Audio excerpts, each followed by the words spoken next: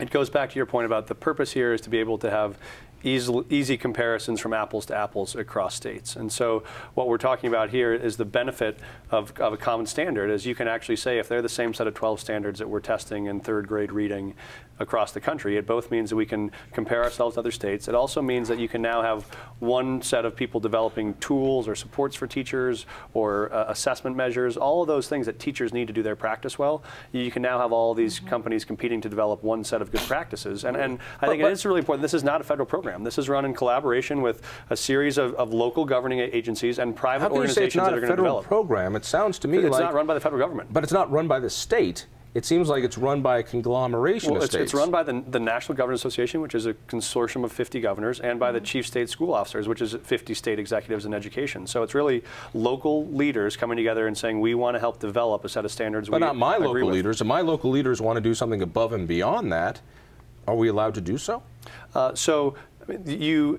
In reading, writing, and math, there is a 15%, so you could add 15% above the Common Core if you wanted to. So 85% of what we test in third grade reading would be a part of the Common Core. If there were some standards we felt like the Common Core didn't touch, we could add those in. But it's also important to note we have 13 sets of standards in Colorado that we just adopted. Only 3 of those are touched by this. So there's still 10 different content areas like social studies and science and art and the rest that will go unchanged. Let me take it back a few years. Okay. We passed something called the Opportunity Scholarship. Some people called it a voucher. This was, what, 2000, something like that? Bill Owens signed it into law. We were excited. We finally had educational choice. Poor kids in failing schools could take their money and go to a private school. Right. We thought this was terrific until the Colorado Supreme Court said, you can't do it. You can't do it. It's against the Colorado Constitution because of local control, that you can't at the state level say that this kid in DPS has the right to go to a private school. So tell me about local control. Do we in Colorado have local control over education, or do we not have local control? I'm a little confused.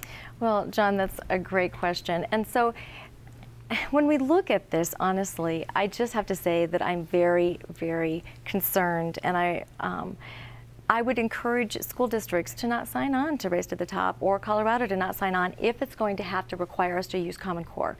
I like the ideas in Race to the Top. I like how we have chosen to spend our money in our application for Race to the Top. When we look at local control, let's look at national health care. Who knew in the national health care bill that there was a portion that said if you, John Caldera, spend over $600 at any one place, you're going to now have to give a 1099 to that business so that you can get a tax ID number for them. Did you know that?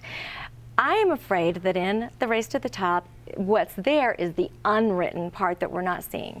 What's there is the part that is there, because nothing has been given out. The Department of Education has not said yet, what does it look like to sign on to Common Core? What does it look like to sign on? Is this curriculum set yet? Do we have Common Core curriculum? As of June, whatever it's going to be, supposedly we're going to have the first draft of the Common Core standards. After that, the states have 90 days in which to adopt or not adopt the Common Core standards and say they're going to use them or not. And if we say we're not adopting those Common Core standards, why do I have a feeling we're not going to get that federal money? How about that? All right, am I right on that? Well, so 2 things. One is there is a draft of the standards that have been out for 4 months now for public comment for people to look at. The final draft comes out June 2nd. So we've had a chance to look at them, and what we've seen is they look very similar to the standards that we helped build over the last 3 years. So there's very small changes that are required. I think to your local control question, Article 9, Section 15, which Peggy referenced of the Colorado Constitution, gives to local school boards the power to control instruction. Right now, instruction is a question of how you deliver the content that is before you. What we're talking about is what is the content that is actually delivered. The state right now sets state standards and has for a long time for what local districts do on instruction. So that balance. So the state basically says you need to learn this, this, and this. The local state or local board of school board, they're the ones who say, well, we're going to teach it by using phonics. We're going to teach it by using a whole language. Over here, we're going to beat the kids with rulers until they learn it. Those are the local control, but you have to learn this. Exactly, and that distinction will remain. And I think it makes more and more sense now for us to say that what a student has to know to be ready for college is getting more and more similar from Colorado to Kansas to Massachusetts. And so to say that the what we may want to share in common while we pursue the how locally, I think is a good balance of local control. Then what's the big deal here? It sounds so good. We just want all the kids to be on the same level. Yeah. It's just reading and writing and arithmetic. You can't mess those things up. What's your fear here, Peggy? So, well, at this point in time, you know, everybody's saying, come on in, the water's fine. Jump in the pot with us, you know, it's great. But what happens? We're going to get money. Yeah, the kids are going to be able to have the same level of knowledge. Well, when we look at the money, John, let's break that down. Our maximum that we can get in round 2 of Race to the Top is $175 million. Out of that, is that in 1 year? It is over 4 years. All right. Okay, so $175 million spread out over over 4 years. $42 million a year. Yeah, about $50 per kid per year. Now, I don't know about you, but my kids are worth more than $50 a year for 4 years. That's not what I've heard, but let's, for the sake of argument, keep going. So if my kids are worth more than that, I mean, the question is if Colorado needs more money, you know, how can we look at creative ways to come up with Colorado assessments? Because the argument doesn't stand that there's not any money for assessments in the state of Colorado.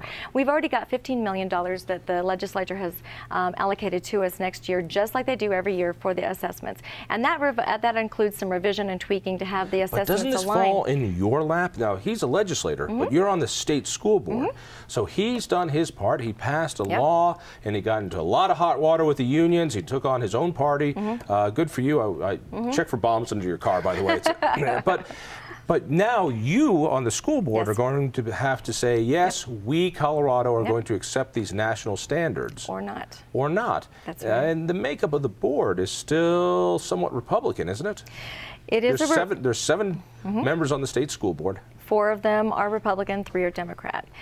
John, we wouldn't be having this conversation if every single one of my colleagues agreed with me, because I would like to have a majority on our board see the wisdom of having Colorado standards and Colorado assessments, because it concerns me about the unwritten mandates that are going to be coming through from this.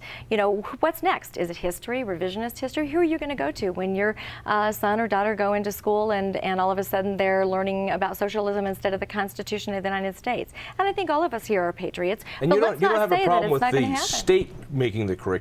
You just don't want the feds to create the curriculum. Who do you go to as a parent? Who are you going to go complain to, John? Who are you going to go in and say, excuse me, don't like that federal curriculum, don't like those standards, don't like your health standards that you're putting out? Because right now it looks really good, but I'm telling you, it could morph at any point in time. And what we have to be concerned about too, what if we go to the next administration and all of a sudden it's required that the Bible has to be taught in school? Now I know that probably none of us here at this table would have a problem with that, but oh, he's a heathen. All right, we're going to have to wrap it up. Peggy, thank you so much. Mike, thank you so much. Congratulations. That was a heck of a victory you had. Thank you for having me. And thank you for joining me. I'm John Caldera. Tell a friend, and we'll see you next week.